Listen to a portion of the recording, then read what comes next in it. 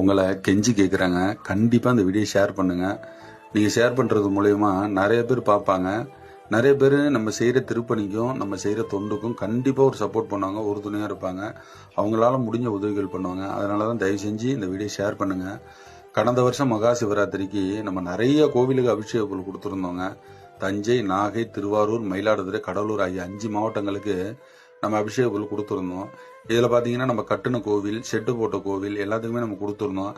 அதே மாதிரி பார்த்தீங்கன்னா இந்த வருஷம் திருநெல்வேலி, சென்னை, நாகப்பட்டினம், பெரம்பலூர் இந்த 4 மாவட்டத்துக்கும் இந்த வருஷம் சிவராத்திரிக்கு அபிஷேக பொருள் கொடுக்கறதா முடிவு பண்ணியிருக்கோம்.